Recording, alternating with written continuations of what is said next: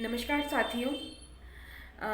11 दिसंबर को मीडिया के माध्यम से एक न्यूज़ मेरे सामने आई थी ऋषभ एकेडमी की कि एक 10वीं क्लास की बच्ची को प्री बोर्ड के एग्ज़ाम से बाहर कर दिया गया है।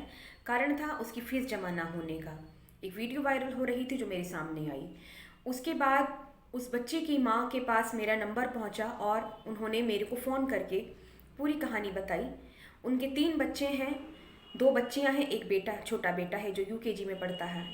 और कोरोना के टाइम पर ही उनके हस्बैंड की, बच्चों के पिता की मृत्यु हो गई थी, जिस वजह से उनकी आर्थिक स्थिति बहुत ख़राब थी और वो स्कूल की फ़ीस नहीं दे पा रहे थे, जिसकी उन्होंने डीएम साहब के यहाँ से भी परमिशन ली हुई थी अपने बच्चों को पढ़ाने के लिए, फ़ीस कंसेशन के लिए। डीआईओ के पास भी परमिशन थी, पर स्कूल प्रशासन पिछले कुछ दिनों से उन्हें बहुत परेशान कर रहा था।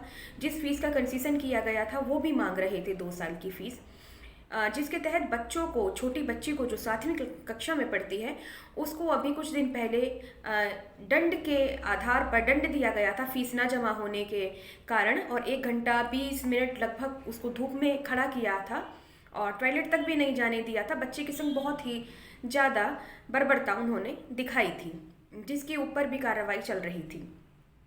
बच्ची की माँ ने जब मुझे फ़ोन करके ये सारी बातें बताई, मैं तुरंत 12 दिसंबर को सारे पेपर्स, सारे डॉक्यूमेंट्स के साथ में, उन लेडी के साथ में, उस बच्ची के साथ में डीआईओ ऑफिस पहुंची।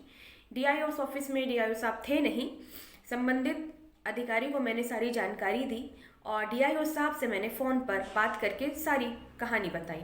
उन्होंने मुझे आश्वासन दिया कि जूही जी, इस पर पूरी कार्यवाही होगी, जो भी है मैं आकर ऑफिस में देखता हूँ।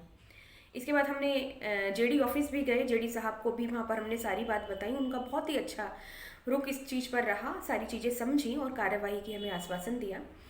इसके बाद घर पर आकर मैंने गाजियाबाद पेरेंट्स एसोसिएशंस को कॉल करा और उनकी अध्यक्ष सीमा त्यागी जी को और विवेक त्यागी जी को मैंने सारी बातें बताई कि इस तरीके से हो रहा है, बच्चों को शिक्षा के अधिकार से वंचित रखा जा रहा है और बर्बरता अपनाई जा रही है, दंड दिया जा रहा है बच्चों को फीस जमा न होने के कारण। इस पर उन्होंने भी एक्शन लिया, मेल की गई, ट्वीट किया गया आगे अधिकारियों को।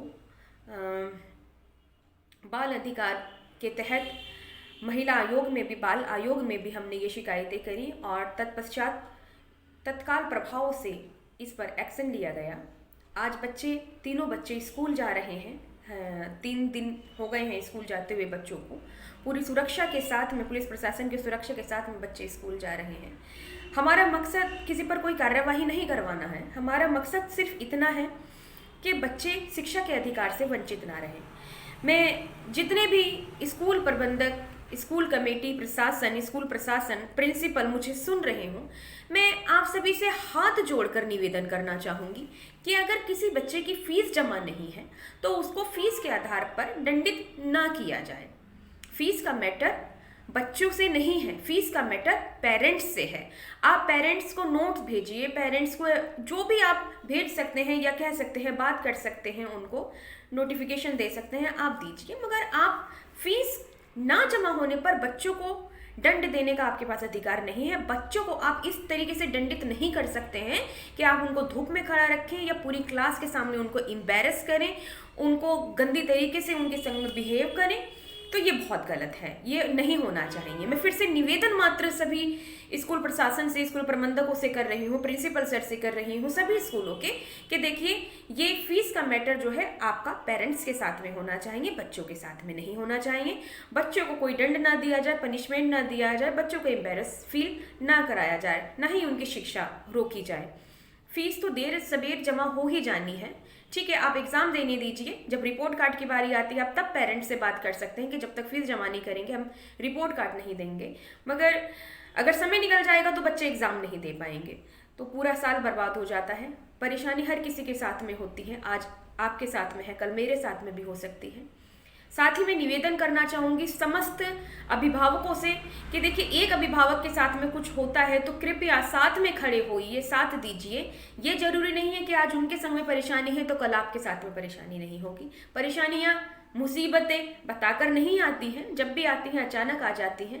तब आपको भी उम्मीद होगी, आप भी उम्मीद लगाकर बैठेंगे कि कोई हमारे साथ में खड़ा हो जाए, कोई हमारी इन समस्याओं का समाधान निकाले। कुछ ना भी कर सके तो कम से कम साथ में तो खड़ा रहे। तो सभी से मेरा निवेदन है कि अगर किसी को कोई समस्या होती है तो आप कुछ कर सकते हैं या नहीं कर सकते हैं, आप उसका साथ दे सकते हैं या नहीं दे सकते हैं, वो एक बात की बात है। सबसे पहले होता है साथ में खड़े रहना। बहुत उस खुशी का आप अनुभव नहीं कर सकते हैं किसी की मतलब असहाय की या ज़रूरतमंद की मदद करने के बाद जो सुख की अनुभूति होती है वो किसी भी अवार्ड, किसी भी सम्मान, किसी भी पद प्रतिष्ठा, किसी धन दौलत से बढ़कर होती है। वो आशीर्वाद सीधा ऊपर वाले से मिलता है। आपके काम को कोई देख रहा है या नहीं देख रहा है, मगर जिसके जिसके द्वारा आप उस कार्य को करने का माध्यम बनाए गए हो, वो प्रभु आपको देख रहा है, वो ईश्वर आपको देख रहा है। इसीलिए हमेशा मदद के लिए हाथ आगे बढ़ाइए। मैं सभी को प्रणाम करती हूँ, धन्यवाद करती हूँ। जो भी मैंने कहा है एक बार उस पर अमल जरूर कीजिएगा। धन्यवाद।